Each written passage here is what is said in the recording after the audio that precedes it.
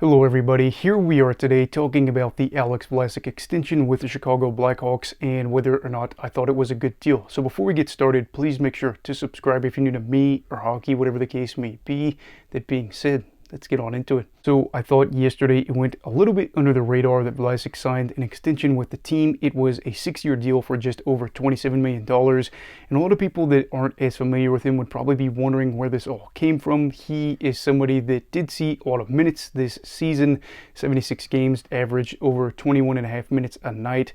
But the 2 seasons prior to this, he had a combined 21 games and had 3 points in that span.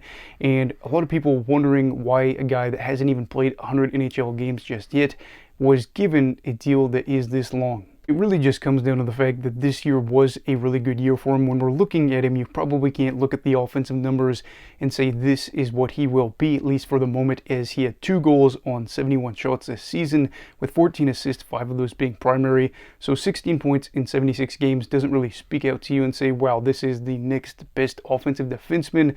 It's more of the fact that he provides a lot of defensive value for this team as a young top pairing defenseman at the moment and helped them out a lot at 5-on-5 play specifically, and that's incredible considering how bad Chicago was at 5-on-5 this year. And even looking at some numbers at 5-on-5, you can see the difference in what he was able to bring compared to some other players at the defensive game. So looking at the goal differential, when he was out there, they scored 51 goals at 5-on-5 play and they allowed 51, so -1 in that span, and that is good. Looking at some other players like Connor Bedard, -30, Seth Jones, -8, and Kevin Korchinski, -35. Now these are all a bunch of different names.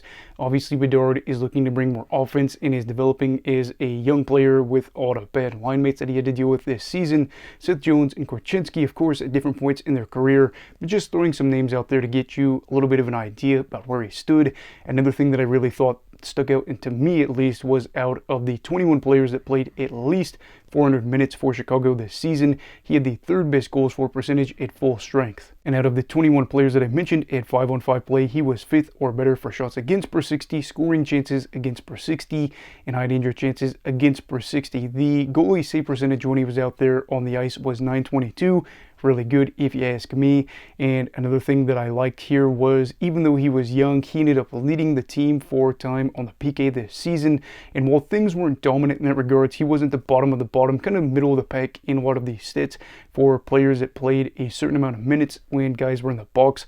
But I don't mind that because, again, giving a young player like him the amount of minutes that they did and seeing him do so well in that time really speaks volumes to what he could be.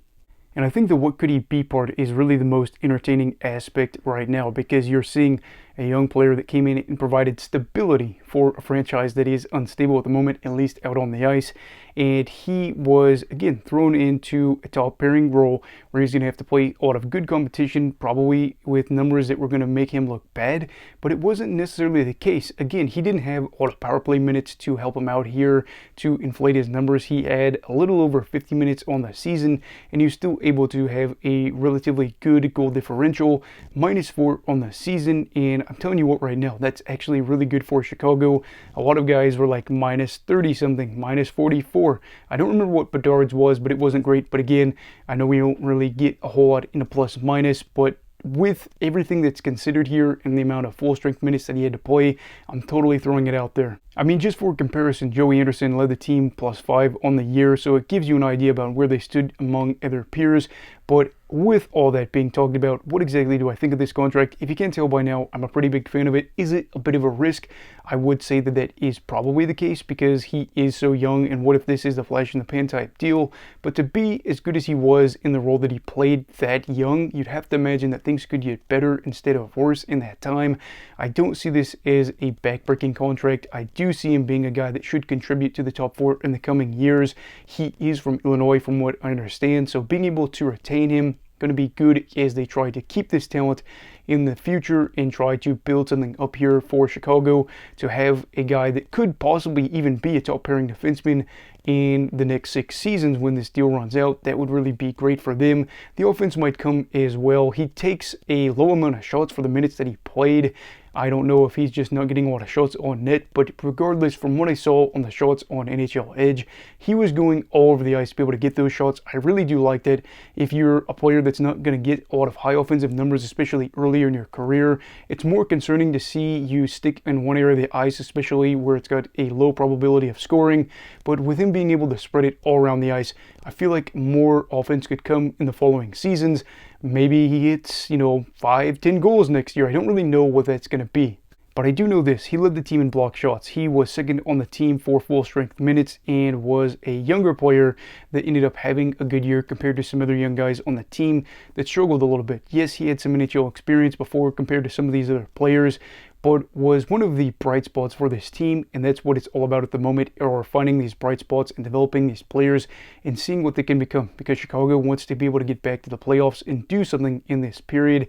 And I have to say that by getting him locked up to this deal, you have to imagine that their blue line, at least partially, is figured out in the foreseeable future.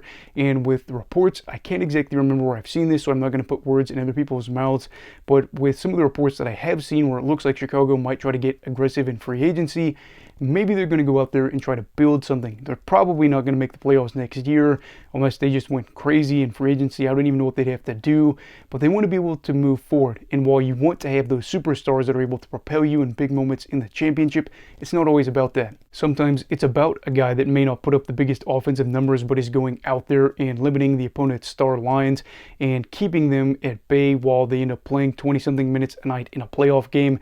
Maybe they're out there and they're lucky to have a goal differential of 0 as they give up a goal, but they also are able to contribute offensively in that time. It's just something you have to keep in mind here. You can't have everybody be a Connor McDavid. Vlasic on his way to having a good career if these things continue to hold, again, with a lot of these defensive numbers. And I would imagine with him being younger, the future could be brighter. And I think for this Hawks team, maybe not next year, but the year after that, we could see some promising things. And I still think this team is going to be really fun to watch next season. Anyway, what are your thoughts on the Vlasic extension? Do you think that he should have asked for more, especially like a front-loaded deal? Do you think that the Hawks end up getting a steal? Would you like to see this deal be an 8-year deal? Let me know all those thoughts down below. Also, please make sure to like this video if you enjoyed it. Subscribe if you're new. Everybody stay safe. Have a great night. And you go love hockey, alright.